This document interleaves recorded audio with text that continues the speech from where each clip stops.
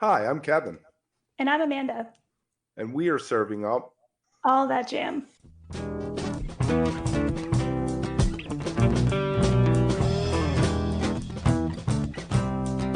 All That Jam, Quick Hit. Pete Lavezzoli on playing with members of the Grateful Dead.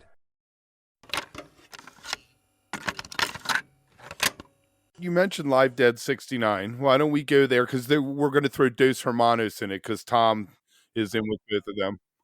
Tom Constantan and I met um, in the early 2000s when Crazy Fingers was doing a festival and he was there. And then, and we just, people who really love music, when they meet, they become friends. They can become friends very quickly by just realizing that they have a real shared love and appreciation for music. And when I met Tom, I mean, obviously he didn't know me or who I was, but I knew who he was and I knew his background. But I've always been a real devoted student of classical music and composition. So when I met Tom, we started talking about classical music and keyboard music and electronic music and all these things that I knew that he was already involved in. And, I wanted to, have conversations with him about that. So we got to know each other years ago. And when this Live Dead 69 band came together, and I was already doing a lot of work on the West Coast with Melvin Seals, uh, the the uh, the manager who puts the Live Dead project together contacted me and said, would I be interested in playing in this group with Tom? I said, of course. I love Tom, and also with Mark Karen, and there was some points where we had Robin Sylvester on bass, very dear friend of ours. Passed away. Was it this year he passed away or late He last passed year? away October 29th of last year, and uh, so it was a great band to play in. As a matter of fact, Robin's last show uh, out of town, out of California, was a Live Dead 69 show right before the COVID shutdown. We played in Asheville, North Carolina on March 13th, 2020, just a day or two before everything, was closed, and and that was Robin's last show, traveling wise, so I'm very thankful that we had that experience. So yeah, Live Dead, great band. Jazz is dead. There's I've done a lot of work with Oteil Burbridge. I've done a lot of work with Donna Jean Godshaw. So there's a lot. I've played with Phil and Friends on a number of wonderful occasions, including the first time that John Mayer played a complete evening of Grateful Dead music. We did 2 nights at Terrapin Crossroads in June of 2015. This was just a couple of weeks before the Fare Thee Well thing with Trey and the Grateful Dead. Um, Phil and Friends. Phil Lesh was doing recreations of each year of Grateful Dead history at Terrapin. So, 1970, 71, 72, a show. He would pick a show from those years and play it with different musicians.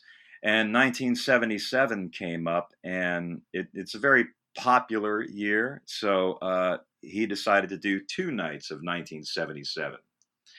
And that was with me, with Stu Allen, Scott Metzger from J-Rad, Scott Guberman, Jeanette Ferber on vocals, Alex Koford on drums, with me on drums, and the surprise guest was John Mayer.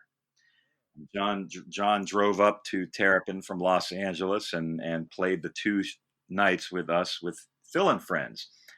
And this was just when Dead and Company were in the very early rehearsal stages, several months before they would play their first shows later in 2015.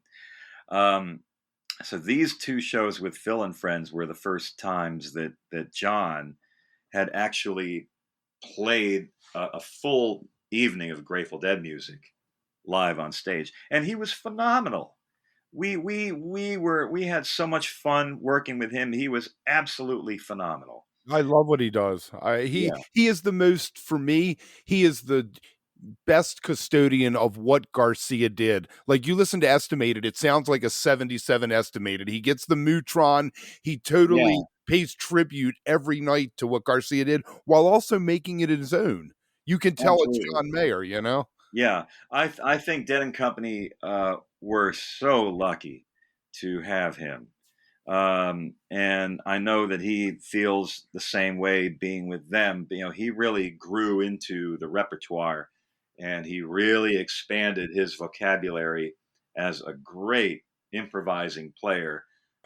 He just continually blows me away with them, you know. Um, and I think for him it's that same intriguing balance because when he does his own thing, it's very crafted, the songwriting aspect of it when he plays with his own band and when he plays with Dead and Company and he gets a chance to just be free and just play and hear things and respond to things. So he gets to experience that balance between, you know, the very disciplined approach of writing and performing songs in the stagecraft of playing songs, getting it exactly right, and then doing the whole other thing where it's just completely free and open.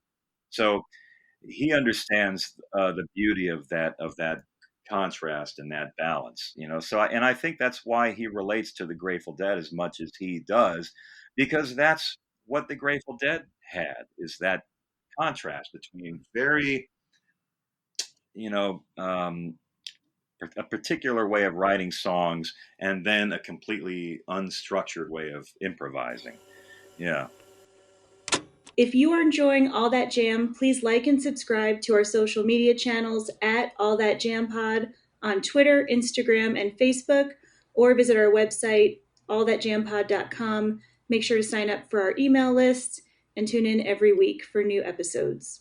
Also, look for full interviews on our YouTube channel. And remember, stay beautiful, but don't stay underground too long.